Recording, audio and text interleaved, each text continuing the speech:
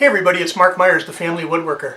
Hey, I haven't recorded a video in a few weeks, but I had mentioned in an earlier video that I was getting my knee fixed, and we did that, and so I'm getting around pretty well now on my little shop-made cane, which was the walnut and Purdue candle cane. I'm getting some compliments on this too, but that's how I'm able to get around right now.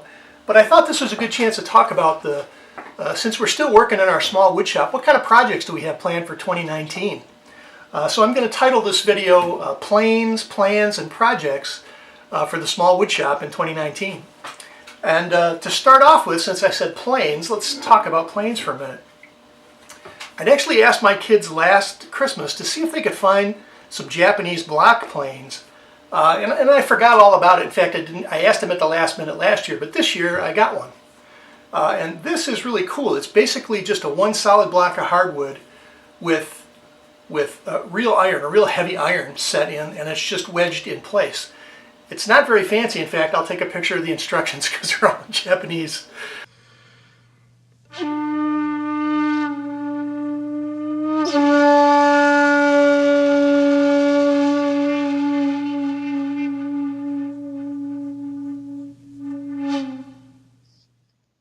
I also bought a couple of months ago, but never got to it, a wooden plane kit from Veritas.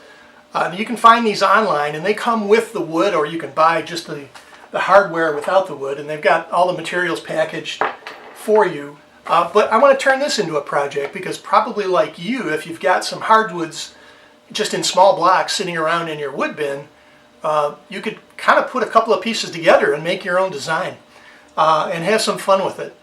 In fact, the whole idea behind this is to just have some fun and make up these tools. So we'll have that as a project this year.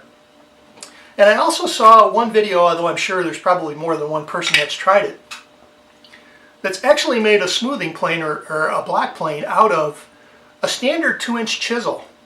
So you just go to the hardware store and you can find this. It's already pretty sharp, but it needs to be sharpened. But you use the basis of this chisel to make yourself your own smoothing plane. So I love that idea as a project too. So we're going to do that kind of sprinkled throughout the year. Now, I also have some Christmas cash, and I've been wanting a spindle sander for quite a long time. So right now, in order to do the inner curves on certain types of furniture, I have to use an attachment I'll put on my drill press or just hand sand it as best I can. But a spindle sander will really allow me to get that smooth sanding on the inside or the outside of the arc that I might cut. So I'm going to pick up a low-cost, I'm going to do some reviews, do some research, pick up a low-cost spindle sander, and we'll unbox it together. We'll assemble it, and we'll give it a go, and we'll do a quick review, and we'll share that information with you guys. Also this year I want to introduce my son. Now my son has helped me throughout the year in finishing a lot of the furniture pieces that I put together. So if I get done with the construction and I have to go deal with my regular job, it helps me during nights and weekends to have somebody else pick up the slack and help me with the finishing. But he likes to focus, when he does woodworking, when he gets access to the shop, he likes to focus on some of the intricate work. Now, this is a nice three-dimensional block. You can think of this as a cutting board, but we've had family members ask for bigger pieces like this as wall hangings or art projects in the home. He also did this for his own room. He's got this little Mario project, which I understood took about 252 pieces of hardwood, maple, and a couple of other colors to make out the Mario figure. So we'll wind up getting together on a project or two this year to make a different type of art project. But he really likes working on the three-dimensional pattern stuff. We just haven't had a chance to feature one in a video yet. And finally, I've got 2 furniture pieces planned for this year. I got inspired by the December version of Wood Magazine. And inside the pages of Wood Magazine, they've got a Limbert style rocking chair, which is hardwood, and it's got a leather or faux leather seats for it. But I'm going to modify that design a little bit because I'd like it to be a rocker, but I'd also like it to have a small reclining feature, and then also make an ottoman for it. So we're going to draw up the plans and execute that this year.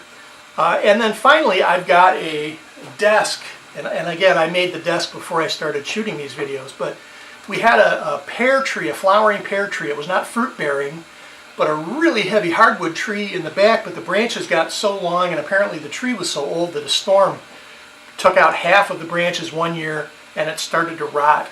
So we took the tree down, but I saved the trunk and I used that lumber to help me make my desk. So pretty interesting. I like the design of the desk, but I've got some of that wood left, and we're going to make a printer table to be a companion to that desk. Right now the printer that we have sits on top of the desk and takes up about 25% of the room.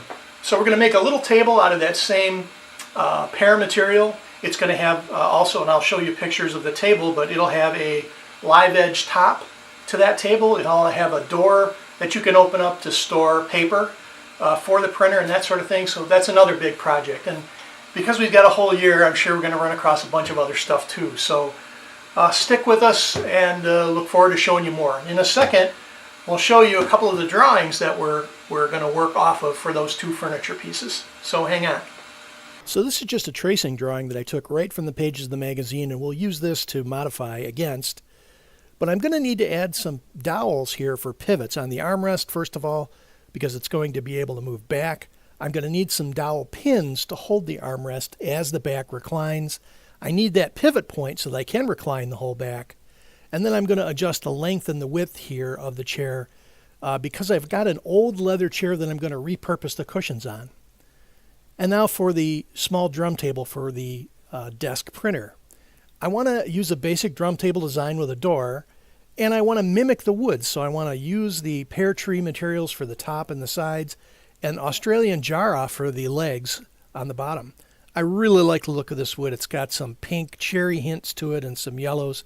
It's going to be a great project. In fact, the whole year is going to be fun. I hope you enjoyed the video. Thanks for watching.